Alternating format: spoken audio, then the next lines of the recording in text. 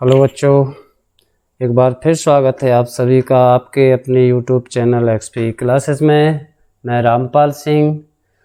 आज बच्चों हम पढ़ेंगे सूर्यकांत त्रिपाठी निराला जी का एक कविता है उत्साह, जो कि कक्षा 10 के बुक क्षितिज के काव्य खंड के अंतर्गत आती है। ये पुस्तक जो है NCERT के द्वारा अनुमोदित है। तो आइए कविता को शुरू करने से पहले उसका संदर्भ देख लेते हैं। कविता का नाम है बच्चों उत्साह। तो इसका संदर्भ कुछ इस तरह से होगा। प्रस्तुत कविता या प्रस्तुत पंक्तियाँ छायावाद के प्रमुख कवि सूर्यकांत त्रिपाठी निराला जी द्वारा रचित उत्साह नामक शीर्षक से अवतरित है। इसका संकलन हमारी पाठ्य पुस्तक क्षितिज के काव्य खंड से किया गया है। यहाँ ध्यान देने वाली बात है, लेखक का नाम याद हो, शीर्षक का नाम याद हो, इसके अलावा किस पुस्तक के किस खंड से इसको लिया गया है, ये बहुत महत्वपूर्ण है। तो प्रस्तुत पंक्तियाँ छायावाद के प्रसिद्ध कवि सूर्यकांत त्रिपाठी निराला रचित कविता उत्साह से अवतरित है। इसका संकलन हमारी पाठ्य पुस्तक क्षितिज के काव्य खंड से किया गया है। तो देखिए, जो सूर्यकांत जी थे, ये एक्चुअली में बादलों के ऊपर इन्होंने बहुत सारी कविताएं लिखी हैं, क्योंकि बादलों से इन्हें विशेष प्रेम था। और वो प्रेम इसलिए नहीं था कि बादल छाया देते हैं या बरसात करते हैं, अपितु इसलिए था क्योंकि बादलों में इन्हें कहीं ना कहीं क्रांति का दूत दिखाई देता है। ये बादलों में क्रांति का दर्शन किया करते थे। ये बादलों को क्रांति का प्रतीक माना करते थे। और क्रांति चाहे जिस क्षेत्र में हो, वो सदैव नव जीवन का संचार और नई आशाओं का संचार करने वाली होती है। इसलिए इनकी एक और कविता है बादल के ऊपर, बादल राग। ऐसे ही ये भी बादलों के ऊपर है उत्साह, जो उनकी कविता है। तो यहाँ कवि बादलों को बरसने के लिए कह रहे हैं। और कैसे बरसने के लिए? गरज गरज कर बरसने के लिए। तो चलिए शुरू करते हैं कविता का पाठ।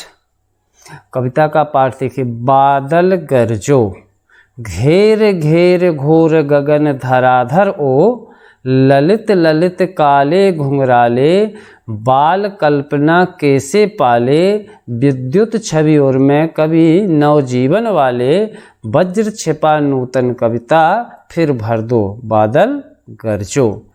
तो देखिए, कवि यहाँ बादलों को बरसने और गरजने के लिए आवाहन करते हुए कहता है कि हे बादलों गरजो, खूब जोर जोर से गरजो।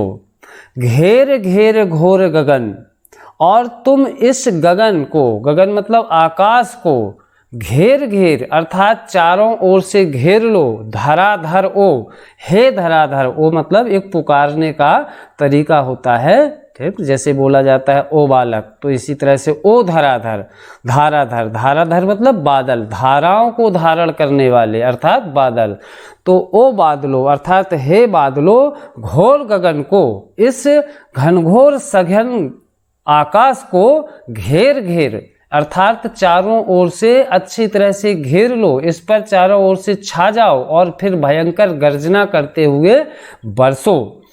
तो यहाँ देखिए, कवि ने बादलों को रिमझिम करके बरसने के लिए क्यों नहीं कहा? प्रश्न उठता है ये कि आखिर बादलों को गरजने के लिए क्यों कवि कह रहा है, और वो भी कि घोर गर्जना के साथ। तो इसलिए क्योंकि कवि नहीं चाहता कि रिमझिम बारिश हो, अर्थात बादल चुपचाप तरीके से रिमझिम बरसात करें, क्योंकि समय की मांग परिवर्तन की है। और ये परिवर्तन तभी होगा जब क्रांति आएगी। इसीलिए गर्जन शब्द जो है वो क्रांति का प्रतीक है कि घोर गर्जना करते हुए बरसो, ठीक, अर्थात क्रांति का सूत्रपात कर दो। ललित ललित काले घुंघराले, बाल कल्पना कैसे पाले। आगे कवि बादलों के स्वरूप का वर्णन करते हुए कह रहा है कि ललित ललित, अर्थात इन बादलों का स्वरूप कैसा है, ललित ललित। ललित ललित का मतलब सुंदर सुंदर, ललित का अर्थ होता है सुंदर, सुहावने। काले घुंघराले, जैसे काले काले घुंघराले बाल होते हैं, ऐसे ही ये सुंदर सुंदर काले घुंघराले बादलों का स्वरूप भी है। आगे बाल कल्पना कैसे पाले, और जिस तरह से बालकों की कल्पनाएं होती हैं उसी तरह से ये बादल भी हैं। कहने का भाव यह है कि बालकों की कल्पनाएं जो हैं वो बड़ी असीम होती हैं, कल्पनाओं का उनका कोई छोर नहीं होता है। तो उसी तरह से बादलों को आवाहन करते हुए कवि कह रहा है कि बालकों की कल्पनाओं के समान तुम भी बिल्कुल समस्त भूमंडल यानी पूरे गगन मंडल को घेर लो, छा जाओ बालकों की कल्पना के समान। ठीक, आगे विद्युत छवि उर्मे कवि नव जीवन बाले, वज्र छिपा नूतन कविता फिर भर दो बादल गरजो। तो देखिए विद्युत छवि उर्मे, आप अपने हृदय में हे बादलों, जिस तरह से तुम हृदय में विद्युत छवि यानी बिजली की चमक अपने हृदय में रखते हो, और माने हृदय है, विद्युत होती है बिजली जो बादलों के बीच में रहती है, तो तुम अपने हृदय में बिजली की चमक रखते हो। इस तरह से तुम कवि नवजीवन वाले, मुझे ऐसे प्रतीत हो रहे हो जैसे नवजीवन प्रदान करने वाले कवि हो, क्योंकि कवि भी अपनी कविता रूपी बिजली के माध्यम से लोगों में नवजीवन की आशाएं भरता है। तो इस तरह से तुम भी मेरे लिए एक कवि के समान हो। कवि अपने हृदय में विचारों की बिजली लिए रहता है जो कि लोगों में एक नई आशा का संचार करता है। और हे बादल, तुम अपने हृदय में भी विद्युत को धारण करते हो, इसलिए तुम भी इन संसारिक लोगों के लिए एक नव जीवन का आशा बिंदु हो। वज्र छिपा नूतन कविता, आगे कह रहे हैं कि जिस तरह से नूतन कविता, नूतन माने नई, नवीन युग की जो कविता है वो वज्र छिपा, अर्थात वज्र का अर्थ होता है कठोर, कठोर माने शक्तिशाली। ठीक, तो जो वर्तमान युग की नई कविताएं हैं वो बड़ी शक्तिशाली होती हैं, लोगों में कविता के कारण ही परिवर्तन आता है।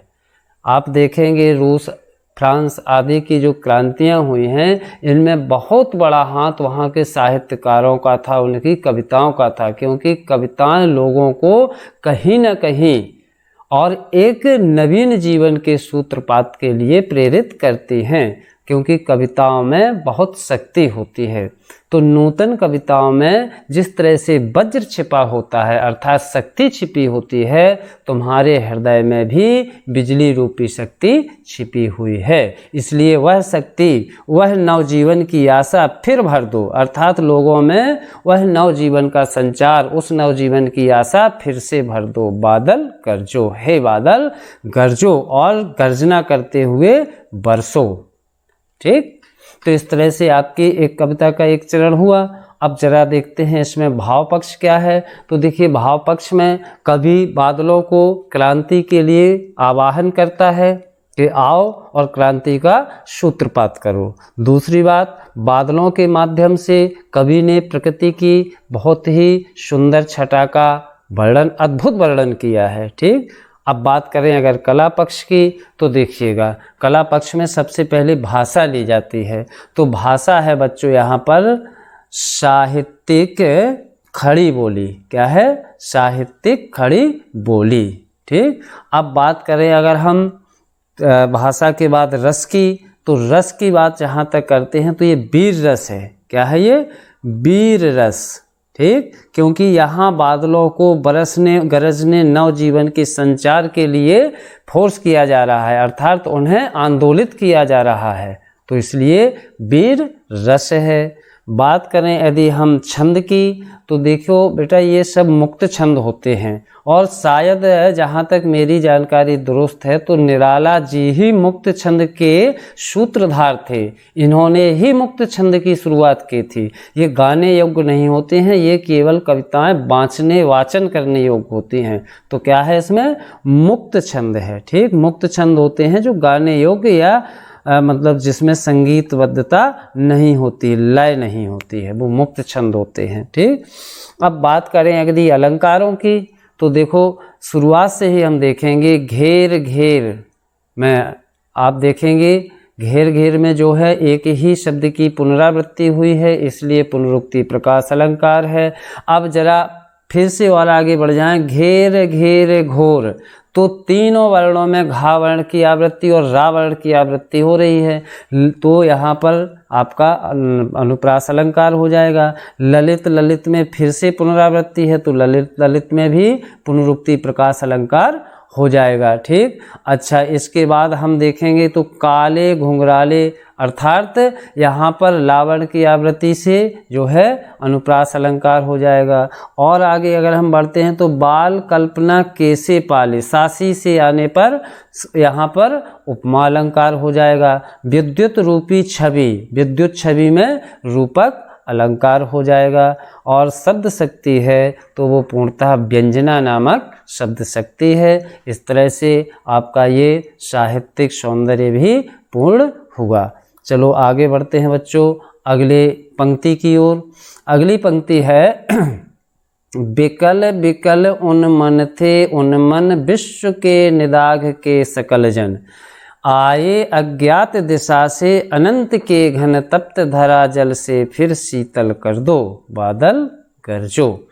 तो देखिए कवि आगे क्या कह रहा है, बरसने के लिए प्रेरित करते हुए, प्रेरणा देते हुए बादलों से कह रहा है कि तुम्हें क्यों बरसना चाहिए, इसलिए बरसना चाहिए क्योंकि बिकल बिकल, बिकल बिकल मतलब व्याकुल व्याकुल थे, उन्मन थे उन्मन। अब देखिए यहाँ उन्मन शब्द दो बार आया है और दोनों बार उन्मन शब्द का अर्थ अलग अलग है। उन्मन माने एक तो होता है एक ही स्थान पर टिके हुए, और एक उन्मन का अर्थ यहाँ पर दिया गया है अनमने से। ठीक, तो एक ही स्थान पर ठहरे हुए लोग व्याकुल थे और अनमने थे, अर्थात जिनका मन बिल्कुल टूट चुका था। और विश्व के निदाघ, निदाघ शब्द को आप नोट करें, निदाघ का अर्थ होता है ग्रीष्म ऋतु। ठीक, यहाँ उन्मन को भी आप नोट कर सकते थे, उन्मन मतलब अनमने मन से। ठीक, तो व्याकुल व्याकुल थे और अनमने थे। विश्व के निदाघ के सकल जन, जो इस संसार के ग्रीष्म से, संसार की ताप से जो समस्त जन व्याकुल थे, अनमने थे।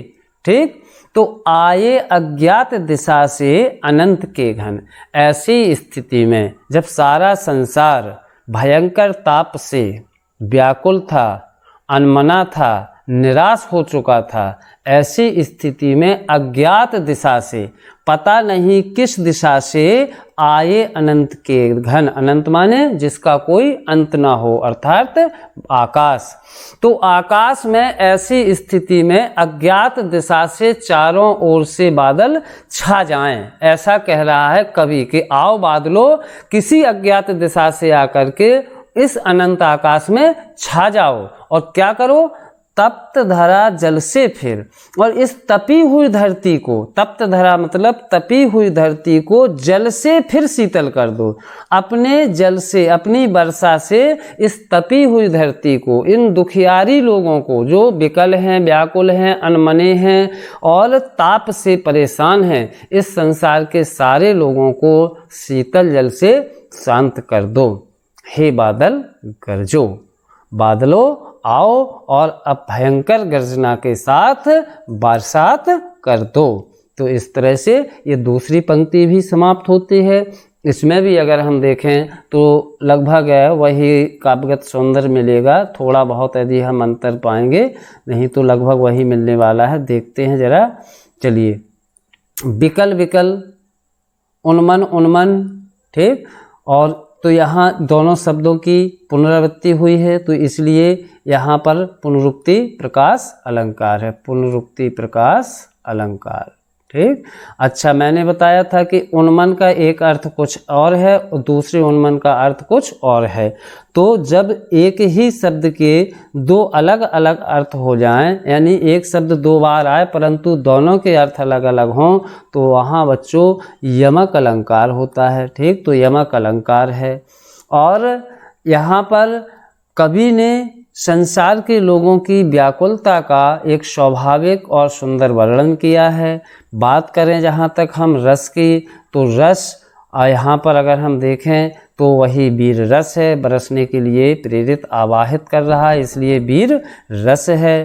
ठीक। अगर हम बात करते हैं छंद की, तो मुक्त छंद है। ठीक। और यदि हम बात करें भाषा की, तो भाषा बच्चों साहित्यिक खड़ी बोली है। भाषा है साहित्यिक खड़ी बोली। ठीक। तो इस तरह से इसका ये साहित्यिक और काव्यगत सौंदर्य भी पूर्ण हुआ और इसी के साथ ये कविता भी समाप्त होती है।